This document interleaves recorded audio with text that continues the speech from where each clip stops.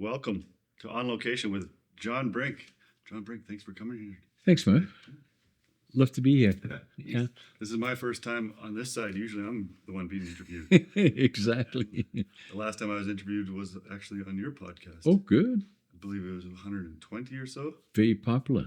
Yeah, was it? Yeah. Yeah. Nice. Yeah, that's a good one. Not as popular as you. But No, it was good but- conversation. Yeah. Thanks. Yeah, it was good. And now, correct me if I'm wrong, but you're at 350, episode 350? But I'm hosting, yeah. And then I'm guesting probably another 150, 160 or so. Nice. So probably over 500, yeah.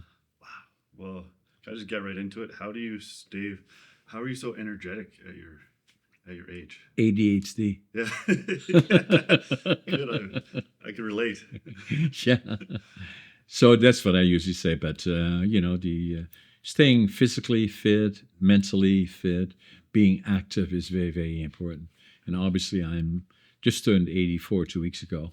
So, the activity both in business, but I like to be active, always have been like that. And I usually get up early in the morning, 5:30, and then I always make my bed. I always think I'm late. Nice. Yeah. And so and every day is a good day to me.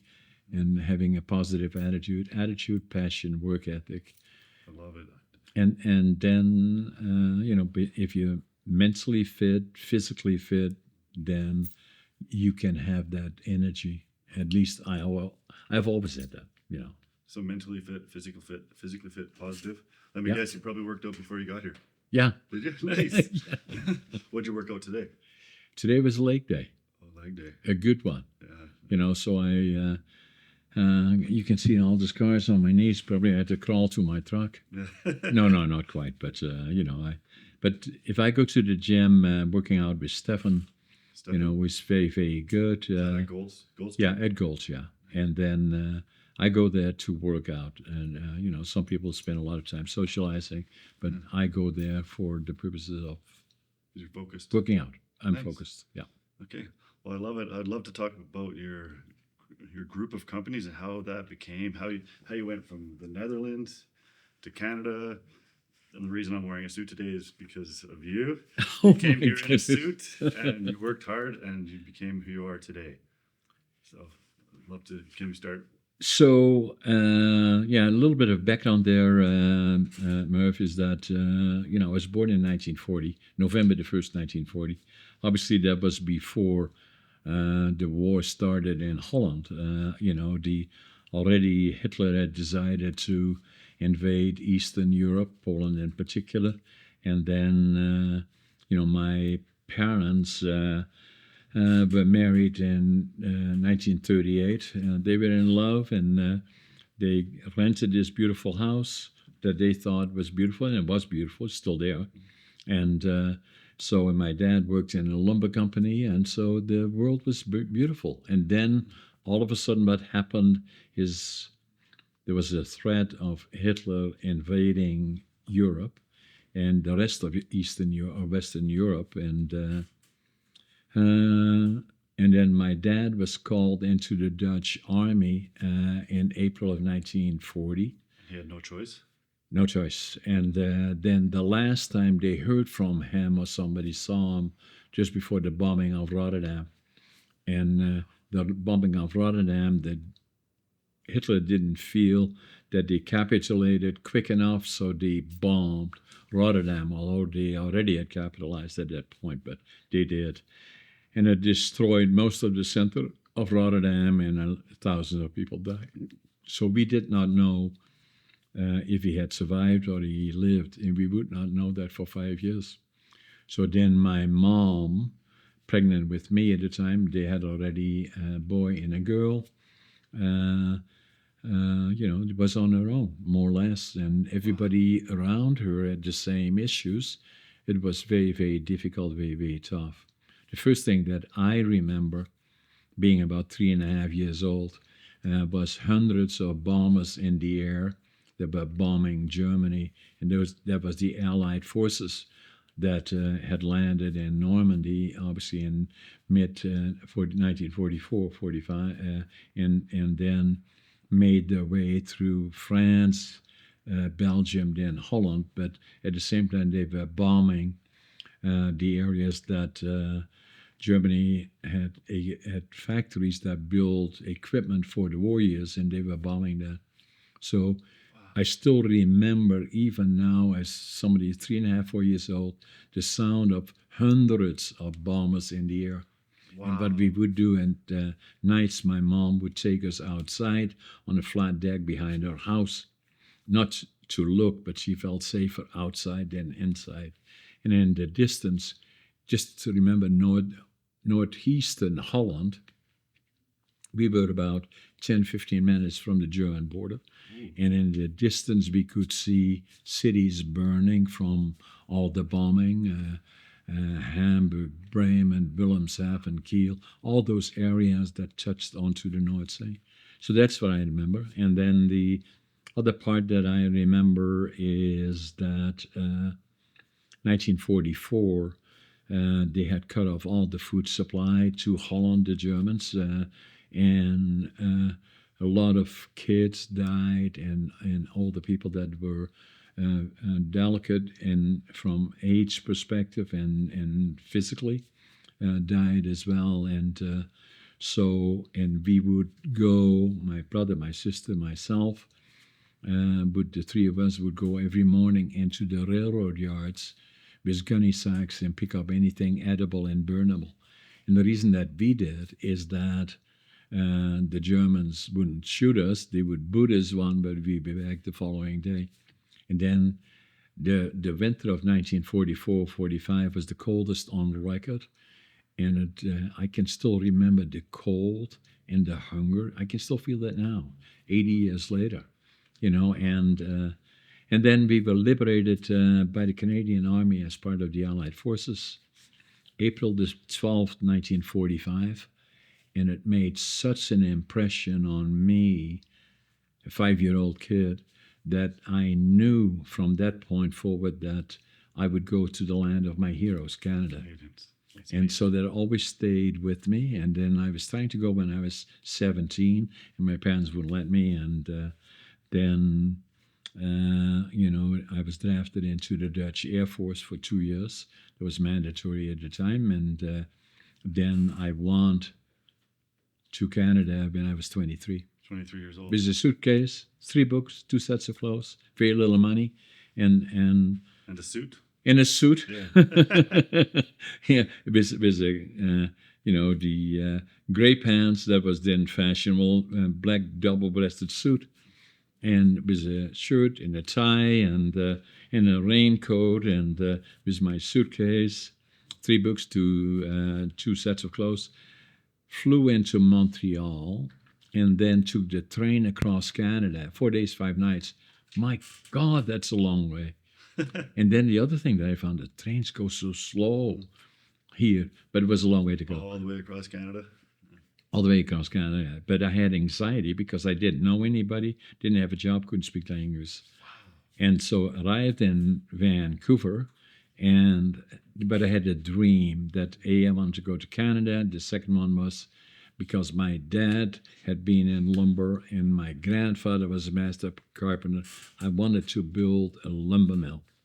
Wow. And so when I arrived in Vancouver, went to the immigration department, and fortunately there was a fellow that was German, and I could speak some German. I told him what I wanted to do. I wanted to buy a lumber mill. He said, Prince George, that's where they're building lumber mills. That's where you should go. So I did that. Wow, so that's what brought you here. Took the Greyhound bus, 12, 13, 14 hours into BC. Came off the Greyhound here with my suitcase, my 3 books, 2 sets of clothes. And I counted my money at least 3 times, and I had exactly $25.47. I love it. So you came with 3 books, and now you've lived here for how many years? And you've written 60. 60 years, and you've Yeah, written nearly 4 60. books. Yeah. Well, actually, I'm working on my 5th and the 6th one as well. Really? Yeah. Speaking And of so that energy. the other thing that I had is, as you can see, my employees gave that to me, actually. But it says the foundation for me is attitude, No matter how tough things are, I always know tomorrow is going to be better. I always stay positive. I avoid negative. Nice. People that are down, as in this is not good and that's not good. Be so lucky to live here in North America and especially in Canada, and in particular in northern BC, Prince George. You learned that from a young age. I did. So then attitude is very important. Passion, that no matter what I do, I give it 125%. And then work ethic, I work harder than anybody. Is that even now at 84, I get up at 5:30. As I already said, I always make my bed and I always think I'm late. Nice. You work harder than everybody. It reminds me of Arnold. And I hear you might be meeting Arnold later this year. Yes, because and thank you for bringing that up. Actually, is that the a bit of a story behind it, but the things happen to people at some point in their lives where they change direction. And for me, at a fairly late age, at when I was already 58 years old, or 2008, sorry, when I was 68 years old, I had a case of diverticulitis. And for those of our guests that are watching us, diverticulitis is, I always say, I'm not the doc or a medical guy, but I know is if you have pain on the right side, likely they would say appendix. On the left side, it could be diverticulitis, and it deals with your colon in particular. And so in my case, I had a rupture of the colon that then the toxins start attacking you healthy organs, and you have a limited amount of time to do something about it. But I have a very high threshold for pain, so I made my way into the hospital. I just got there in time. They operated, took 20 centimeters out of my colon, and the doc said the following day, said, "You came that close." So I knew then. 15 years ago? Was that right? There was so I was 68 then in 2008. Oh, okay. And so my wife is vegetarian, and I didn't always listen as well. I was not overly abusive in terms of eating too many bad things, but not as good as I could be. And but the other part, I knew that I had to take physical exercise more serious and diet. And so I did that. For me, I was just like everybody else, right? So the end of the year, we say we're going to do this, that, and I'm going to buy a membership in the gym. And then 2 weeks later, you can find 100 reasons why you're too busy to go to the gym. Yeah. So I knew what I had to do is I had to get a trainer. And I did that. In 2009, from that point forward, when I recovered from my operation. And then the other thing that I did, I became more serious about diet, and I became a vegan, so that I was much more conscientious. I call it 80-20. Okay. And so that's pretty much 15 years ago. After I had been going to the gym seriously, the reason that I need a trainer is to make sure that I did the right things, because gyms can be intimidating places, and so not so much now, but then. But the other part that was important, I work by appointments. When I have an appointment, I make sure I meet that because somebody counts on me doing that. So I did that for about 6 years, and then one day somebody came up and said, "Hey, John, have you ever thought competing?" I said, "Me? Yeah." I said, "Well, why not, right? A challenge." And so I started competing, and then... How old were you then when you started competing? I was probably 70, early 70s, 73, 74. So I started going to the gym in 2009, and took about 6 years, in that area, 2004 to... Okay. Is that when you started writing books too? Well, in and around that time. Following that, really. Okay. So in any event, then I started going to the gym, then started competing, first in northern BC, and... came in second in bodybuilding, third in physique. Now, it's somewhat interesting if you if you're going to compete, especially for me, I'm 74 years old. I know I'm not trying to be important, but I know a lot of people in town know me, and competing is that you stand with a lot of people, number of people that are competing in your class on the stage, and then you have to pose, and there's a certain way of how to pose and all the other in speedos. Yeah, I'd do that. Now you got all the friends that there are 400 or 500 of them watching you in your speedos, and then the other part about it was somewhat interesting, is that you get tanning. They do that as well, and so the day before you get your tanning and lotion, or do you sit there and tan? no. They spray you, Spray or tan. they do it in certain ways. So they had everybody that is involved in the competition. They get the tanning done. So you number so and so, do you tan at that particular hour? So you got 2 or 3 women doing your tanning. So then I go there, and then they say, "Oh, okay. Have you got your sock? Sock? Oh, it's a stocking Sock? I got 2 socks. No. No, sock. Oh. So, that got some attention. Anyway, so that's what they do. Then you had your speedos, and then there's competition, and then before the competition, they spray you once more to make sure it shows the muscle groups and all of those things. It's a very important part of competing, actually. So I came in second in bodybuilding, third in physique in my class. That qualified me for the provincials. Provincials was done at the Pan Pacific. There must have been 250 competitors, both male and female. And the interesting part about America is that everybody that was there belonged there. Because what a lot of people, respectfully, don't fully understand how much it takes, what kind of a commitment it is, both for males and females, to get to that level. So when I was there, I came in third in bodybuilding, second in physique. They qualified me for the nationals and the Arnolds. So that's the road to the Arnolds. And then COVID came. And so that slowed me down a bit, but I still went to the gym, and then now I'm competing again. And then, I don't know, you got one of my books here. And so then, that's a picture of me. Actually, I wrote this book, Living Young, Dying Old.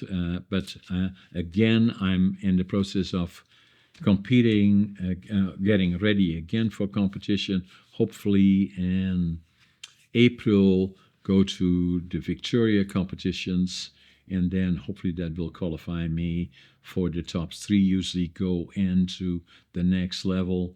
That would qualify me again for the nationals, and then next to the Arnolds. Okay. So and so that and again, what you were saying with Arnolds. So I've already said to Arnold, I'll be back. Yeah, I like it. And you're writing another book at the moment. You said 2 books? 2 books, actually. The one book that I'm writing is on communications. It's so critically important of all different levels of becoming a good communicator, and all different levels. And I believe it's something that is not being respectfully taught as well as it could be. And again, it's very, very important, not in life in general, but also in becoming in leadership or becoming entrepreneurial or business person of some sort.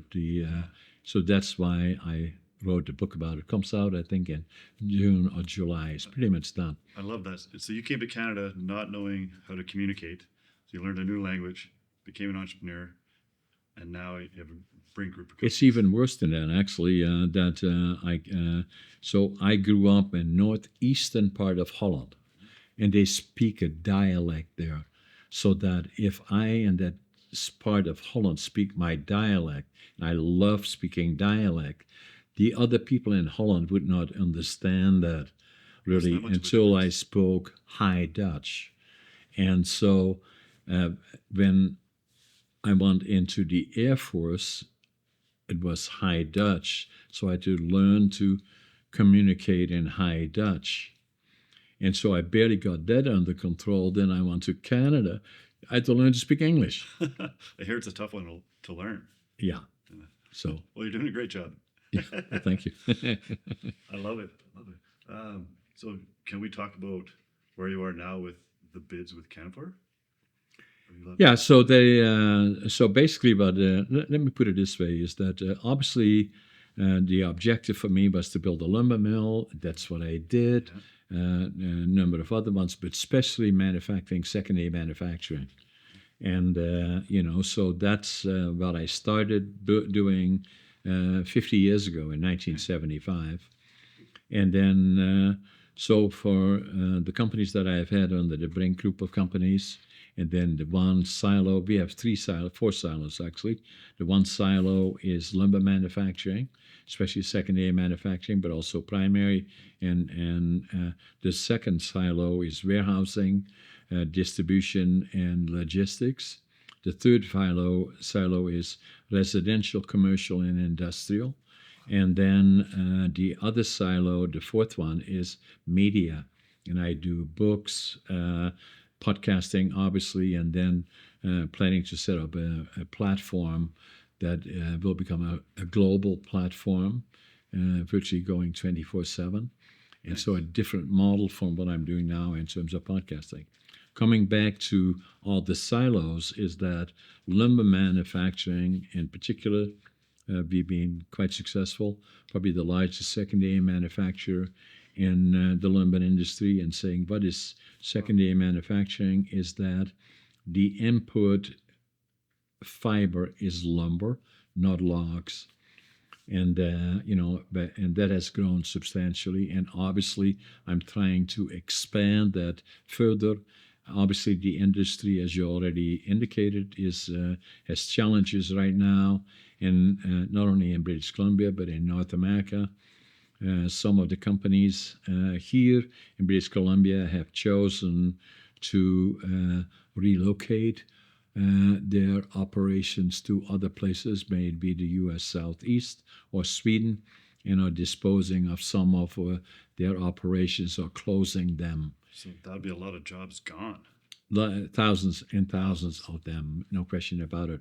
That being said, I've been trying to grow for already a number of years in the primary side of the operations, and obviously I made an offer to purchase 4 of Canfor's sawmills. I cannot say too much about it because I have an NDA, non-disclosure agreement. So other than saying that I still believe in British Columbia, I still believe in the forest industry in North America, in particular in BC, in northern BC. Hence, that's why I have made that proposal. We're still awaiting. It has been going on probably for 3-4 years. For probably 2-3 years. That since I expressed an interest in it. Obviously, made a serious offer about a year ago, and that's still hanging there for now. So we'll see what happens. And but I still believe in it as the way it will go. That is the lumber side of things. Okay. Warehousing is a company that I acquired in 2018, Interior Warehousing. Has been in business for about 40-50 years. Since that time, we have quadrupled them in size. We'll double them again in size in the next 5 years.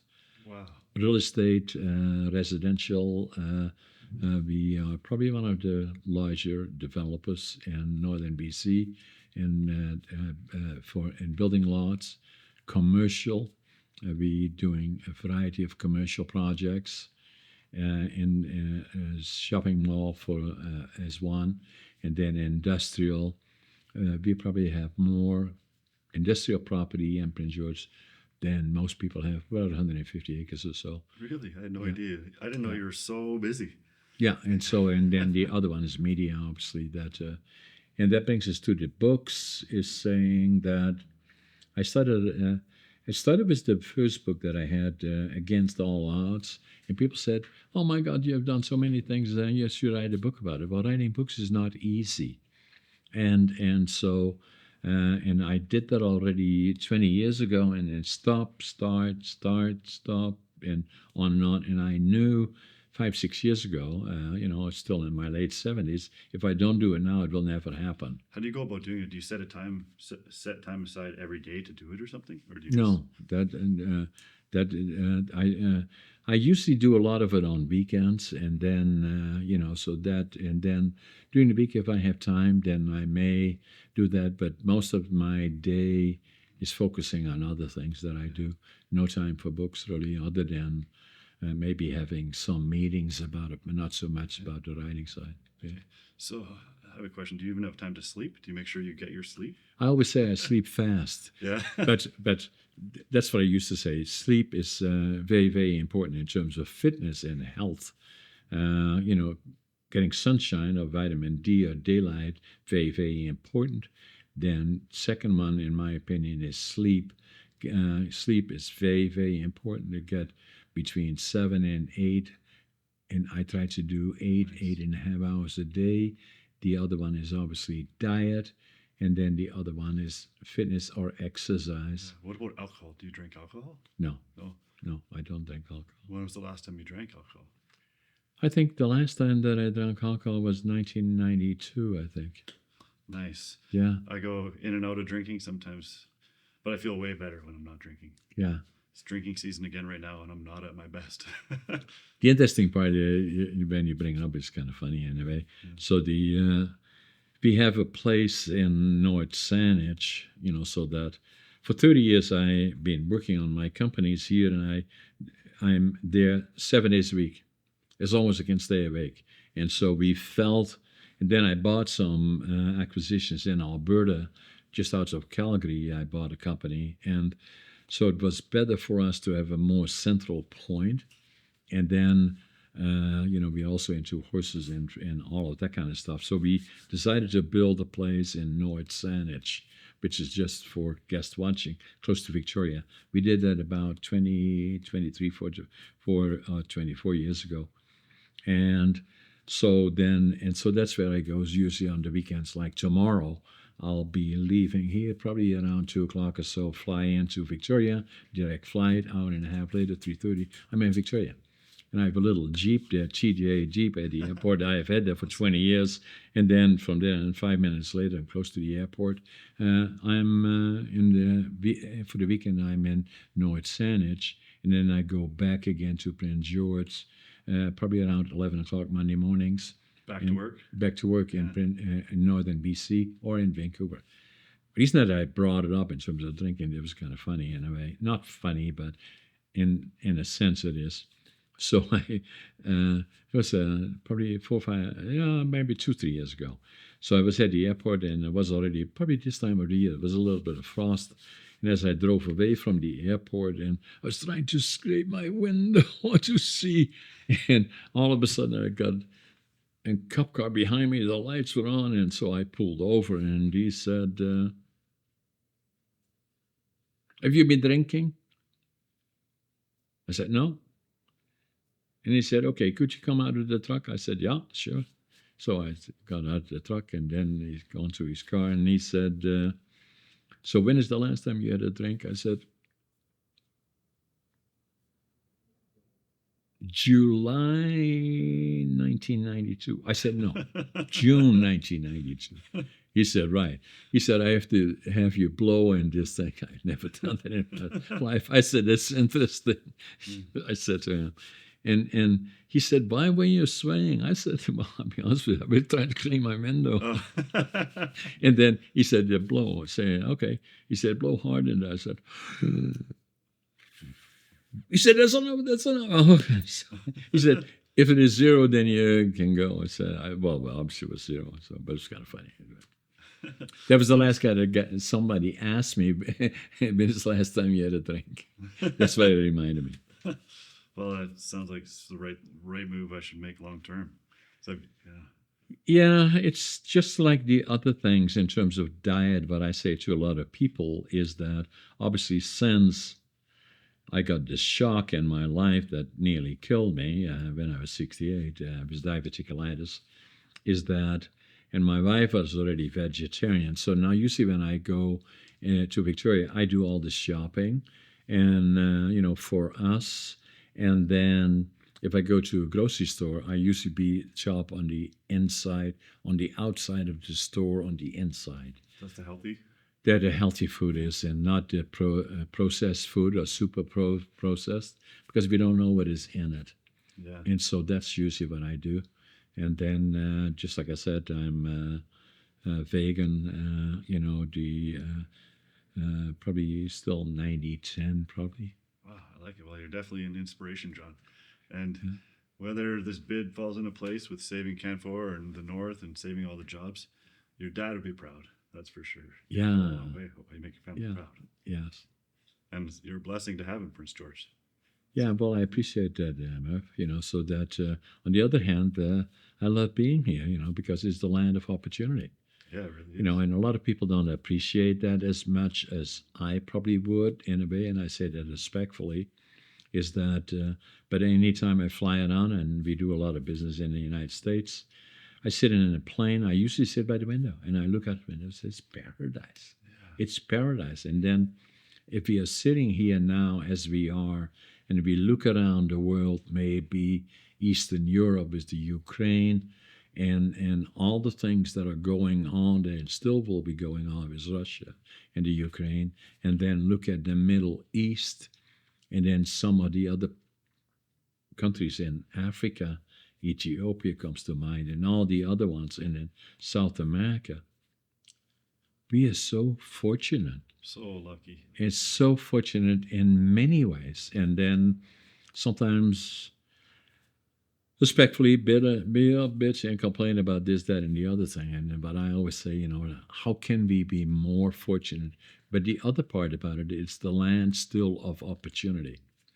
And a lot of people say sometimes, that, this being in business, that a lot of people have the misunderstanding. They think if you're an entrepreneur and you're being successful, that most of your efforts is put into planning holidays and bringing money to the bank. That's not the way it works.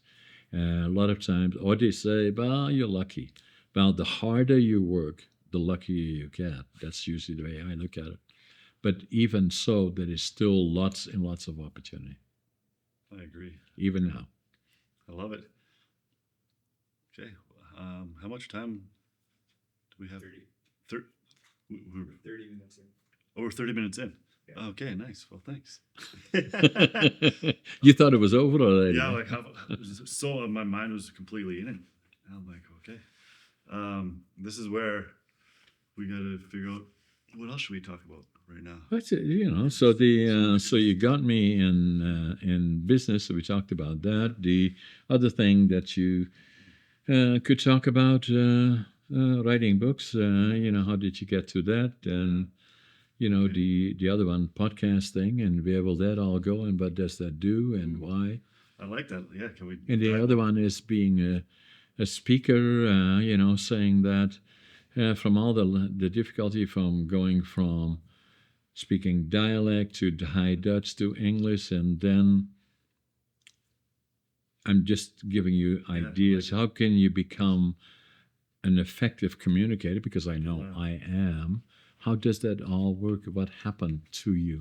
And what would that do? It would bring in my ability to say to you that Toastmasters was something that triggered me. So if I look at my life circumstantially, what happened meeting the Canadian soldiers, the next one... In the Netherlands. Yeah, in the Netherlands. That changed my life. Then coming here and then to northern British Columbia, that changed my life. The next one that changed my life was Toastmasters. And then the next thing that changed my life is... Can I interrupt for a second? Toastmasters. So Toastmasters is a group of speakers. They teach. I don't really know exactly what Toastmasters is. Okay. So probably there are, be interesting for you to look it up in Google at some point. Probably in Prince George you have 4 or 5 Toastmaster clubs. There's probably 450,000 people in North America that are part of Toastmasters. What do? They focus on communication skills so that they create an environment of usually about maybe 20 people in a meeting of different levels of becoming good at what they're doing, that work with people that have challenges about structuring or interactive communications.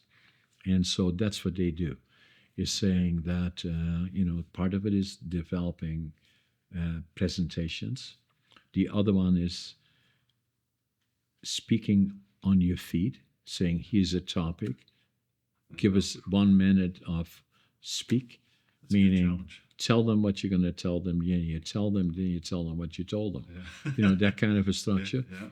And then the other one is becoming good listeners, Yeah. and then I'm still working on that one.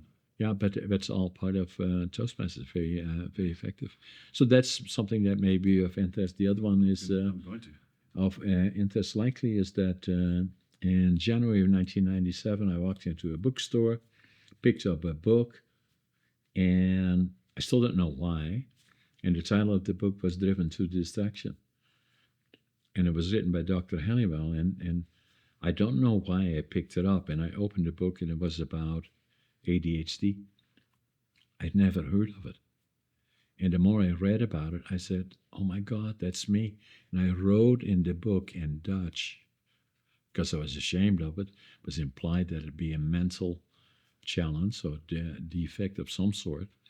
And that part changed my life. So that's maybe something that you could, at some point, I'd love to explore that. lead me into. Yeah. Yeah. When I was on your podcast, you brought up the magic behind ADHD. And that actually inspired me to know that, okay, this isn't a weakness. As long as I'm organized, I'm structured. It's a superpower. Yeah. Yeah. That's no question about it. That's what you asked me initially. I forget now what you asked me. Say, how do you do all this stuff? I say ADHD. Yeah. That's how I do it. I believe that too. So for me, when I'm scheduled and I'm organized and I keep going, I could get so much done. But when I get lazy and I don't have my goals, I'm not scheduled, it could just all fall apart.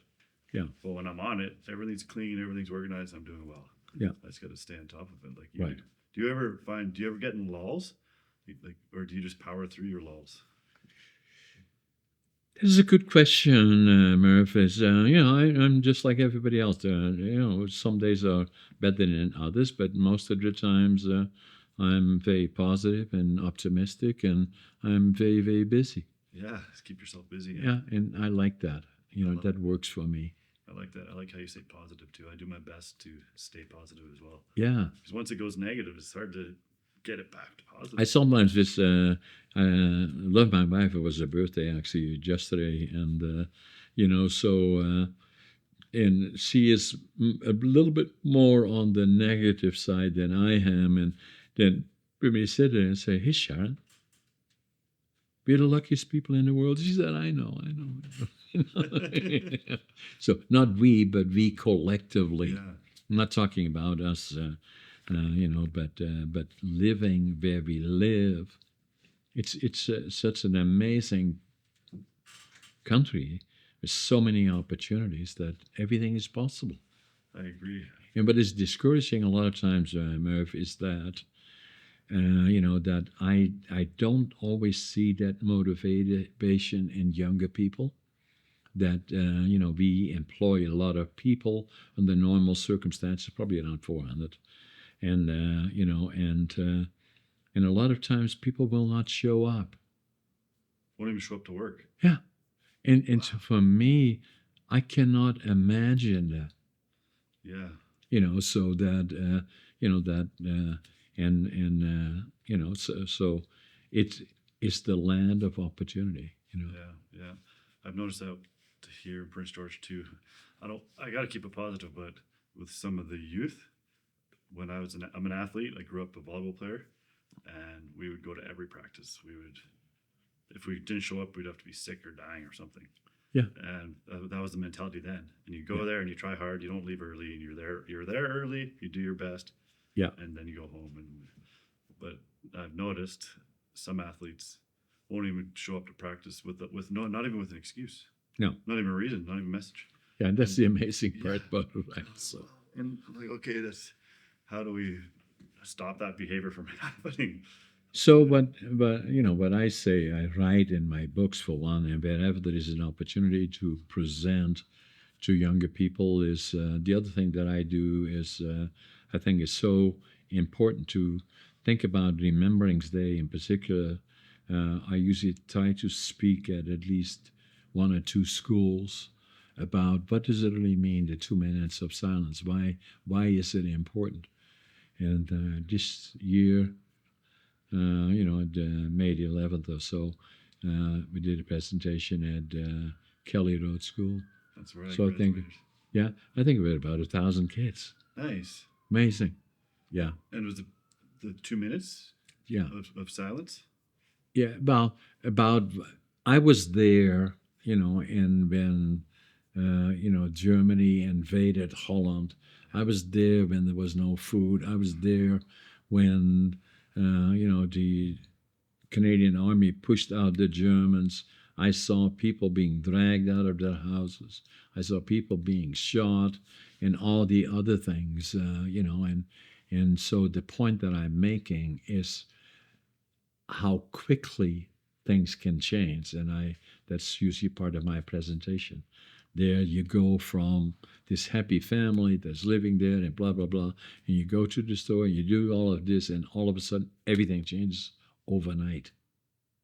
And you will never be the same again, likely in your lifetime. Hopefully. In a lot of not I'm not in a general sense, not about you, Yeah, but saying that for us, the war years and what followed changed my life. Still today, PTSD and a child, still part of my life. And then for my parents, it never really disappeared for them. My dad developed a drinking habit, not excessive, but it still became part of him, and is basically not dealing with the emotions and all the trauma that he had been exposed to. There's no question in my mind about that. So the point that I'm making is that if you have war, and the war years, once the war is over, everything goes back to normal. No, it doesn't. It may take a generation, could well take two. Yeah. So I find it important for me being there that I have an obligation to share that with others. The other part that's important for me is that the role the Canadians played in the liberation of Holland and other parts of the world where today still Canada is a very, very important part of NATO and is in several locations around the globe to make sure that they still assist in areas of creating a sense of normality or whatever is of peace or peacemakers. And Canada has played a very, very important role. And I'm not sure, respectfully, that young people, but also others, fully understand that. So if whenever the opportunity presents itself, I feel that I have to speak out about it. Tell your story, and Yeah. hopefully they can learn gratitude through you. Yeah, You learn that at a young age. yeah, Like, and saying we're lucky to be Canadians. yeah, we really are. Yeah. I'm lucky enough to have lived in the Netherlands. I played volleyball professionally there. Yeah. In the north in Groningen. Groningen. Groningen. Yeah, that's where So- I was born. Yeah. Nice. Okay. So when were you there? In 2003 to 2004. Oh, 1 year. In One this, year, yeah, one so you learned to speak dialect? No, not really. I learned a little bit. I can't even repeat what I learned, but they spoke English so well. So. Everybody in Holland loves to speak English. Yeah, they really do. Yeah. Yeah. So for me, okay, John, what happened to you then? Well, in school they learn the languages. They speak from grades 8 forward. They speak Dutch, German, French, and Wow. those are standard parts of it. For me, I failed grade 3 and I failed grade 7 3 times, so I didn't get to that, and I became a laborer. I'm proud of that today. Hard worker. At 13, yeah. Good for you. So you know Dutch, a couple different dialects. High Dutch, and what's the dialect from Well, in my case, Groningers. Groningen? Groninger. That's why I didn't learn Dutch. Benschoten, Groningen. Groningen. Yeah. What I loved about the Netherlands too is they love the Canadians. Oh, they do. They're nice to everybody. Like even the young kids, they they celebrate May the 5th is the Liberation Day there, but they love Canadians. Yeah, Yeah, they really do. yeah, they do. They would talk about it a lot. It's Yeah. great. I love that. I remember during our podcast, on your podcast, we talked about this briefly too. Yeah, yeah. It's it's very very important. But for you, it was interesting to be there. So you were drafted to. You were playing soccer, Volleyball. volleyball. Yeah, Yeah, I was picked up on a team in the Netherlands. I think we had 8 or 10. I forget exactly how many teams we had in the Netherlands. yeah, There's still a league there now. yeah. They have Div 1. They might have Div 2 or Div 3. I forget. But yeah, I played 5 seasons overseas. Yeah. One in Indonesia. My goal was to do 5 seasons over 5 years. Yeah. 5 different countries. Yeah. But I went to Indonesia and then Sweden and then Switzerland and then the Netherlands. But I loved Sweden so much. I loved everywhere. But Sweden was just Sweden is very very special. I spent some time there. Obviously, Indonesia used to be part of Holland, right? So the I didn't know that. yeah, so the Dutch colonies, was part of Indonesia. Okay. Yeah, in during the 1600s, 1700s. Yeah. I had no idea. So much for me to learn still. So yeah, I went back to Sweden. I love Europe. Yeah. Absolutely love it there. Yeah, so it's unique in its own way, and then yeah, they love Canadians, and so but makes Canada unique to me is that Holland still had a bit of a structure that, because partially of ADHD, I had attention issues and I was not successful in my academic pursuit. I failed grade 3. I don't know anybody that failed grade 3. Actually, I did a presentation to about 400 or 500 people, so I forget about it. Anyway, so then I always say, I don't know anybody that failed grade 3. And some lady in the back said, I failed grade 3. I said, just the two of us, so what? and then failed grade 7 3 times. So in Holland, it would be that to start a business from the ground up is a challenge. If you do, one of the first things that you would do in terms of already financially interacting with consultants or companies that where you want to get a career, it's always a question of what kind of diplomas do you have? Well, I didn't have any diplomas, so and so that was another reason, not the sole reason, but that I felt this was the time for me, ADHD. I didn't know I had ADHD until I picked up that book at a bookstore here in Prince George, and that was January 1997, and still had challenges with it. And then, it took me 5 years before I would go to my own doc. There was a personal friend delivered our 2 daughters, and he said, "Hey, John, why are you here?" I said, "I think I got ADHD." And we checked it out. Yeah, I do. So, and, because I was ashamed of it, and, the stigma attached to it. And so the more I looked at it and the more I started checking it out, I came to the conclusion it's a superpower. I love that. So I think I'm definitely undiagnosed, but I think I have it as well. Yeah. So what's the process? I go to my doctor and they do a bunch of tests. Started reading my book. Yeah, that's the problem. And then with reading. Yeah. Well, so for me is that I have ADHD and dyslexia as well, so that I'm not a good reader. Okay, same. Yeah. I don't know if I have dyslexia, maybe a little bit. No, I do. So then, and I did audios on all my books. Yeah. It takes me a bit longer than other people, and but the point that I'm making is that, that it is. I felt I had to speak about it more. I do that now in some cases, and other cases where I get not solely about that, but ADHD, but I did a presentation to, I don't know, 20, 30, 40 different people. And, so in talking about ADHD, and there were a number of people there that had never discussed it, but they knew that they were overdiagnosed, had not talked to anybody about it. I did a podcast the other day, I think this week actually. Or was it this? What day is it today? Thursday. It must have been this week. Did a podcast. And the two people that I had on, they're very highly rated. Both of them ADHD. Nice. I had no idea. Wow. And I don't think that they really told anybody until then. And that happens to me over and over and over again. So I did that podcast and talk about it. And as I said, you said when we started this, have you got notes? No, I don't take any notes because I can remember. And that's one of the benefits that I have, and I believe it's related to maybe ADHD. I have a very good memory. And, so, and I'm very good at numbers. Oh, you are? Okay, that's where we differ. Yeah. Oh, well, especially when it has a sign in front of it, and that's part of my business. But anyway, I gave this presentation, and so by the time I was done with my presentation, I know there were a lot of people in the room who said, darn, I wish I had it too. The superpower.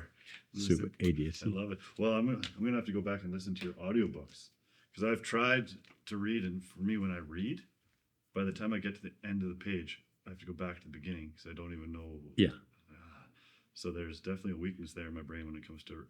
So I did Audible, and the other thing that I thought is important for me to do it myself. That's great. And even if it takes a bit longer, it's the right thing to do. So you said you read the book, so that's how it works. You sit there and you read the book.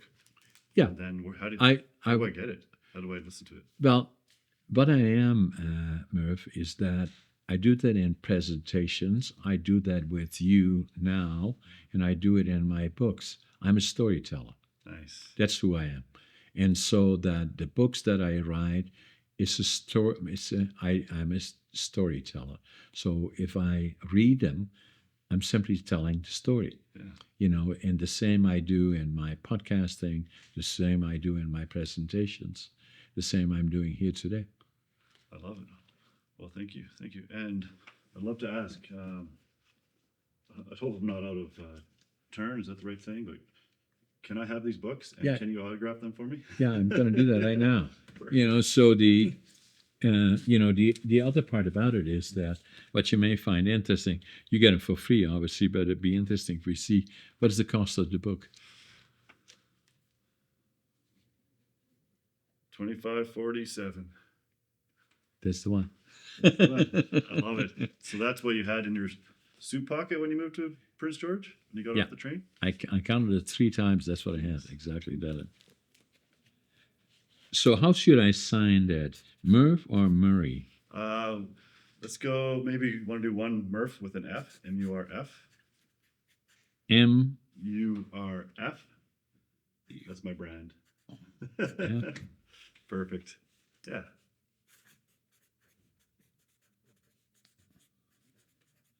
I got 1 too much E's in there, but you will know it. How about the other ones? Maybe we'll do the rest. My real name, Murray. Murray, 2 R's? Yeah, 2 R's, A-Y. M-U-R-R-A-Y. 2 M-U-R-R. A-Y. Yeah, 2 R's. A-Y, yep. All the best. So the other one that I do is on communication, but I didn't tell you the other one. Yeah. Is that for about 20 years I've been working on a book about the forest industry in British Columbia. And I believe, again, doing it in the same style, is I'm a storyteller. And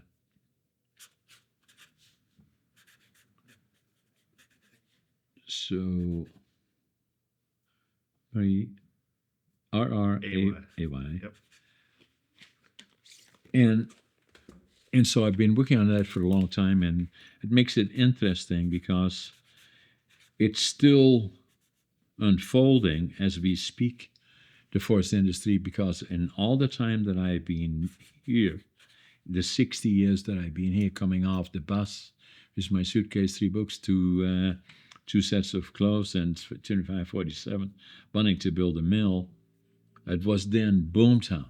I mean, money was invested in mills and in pulp mills and it was amazing. And some people don't realize it. And up to the 1950s, there were up to 800 sawmills in the region here, and then they consolidated. Big companies came in, and it was a boom town. Now, 60 years later, the industry, and I don't want to scare anybody, but for all intents and purposes, there were mills all throughout northern BC, right up to the Yukon border. The cities like Fort Nelson, no more mills. Soon to be in the next 2 weeks, Fort St. John, no more mills. Chetwynd, Mackenzie, Polar from Bear Lake, Vanderhoof, Houston, obviously, Fraser Lake, and you can just go down and down. There used to be 120 sawmills in the province of British Columbia. Now the likely is maybe 60, and there's still in northern British Columbia, I believe, from Quesnel further north, there will be another 3 or 4 mills going down. So and the jobs in the forest industry used to be 180,000. Right now you have less than half of that, and still depleting further. The other part, very, very troubling, value-added manufacturing. What we should do is all the amazing resources that we have is the more social and economic investment we can make on that before we sell it to the globe, the better. It's social and economic investment is very, very important. It creates jobs, it creates wealth, and secondary manufacturing, for all intents and purposes. I was the founding president of an organization called BC Council Value Added Wood Processors. 8 associations, 800 members, less than 25% remain of them. So why?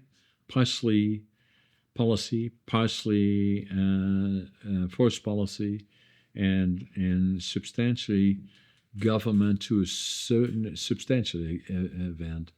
And so we're going probably through the most difficult period that I've seen in that 60 years. So it will become part of my book, and probably hopefully the very last chapter in my book will believe that I believe in the forest industry in British Columbia.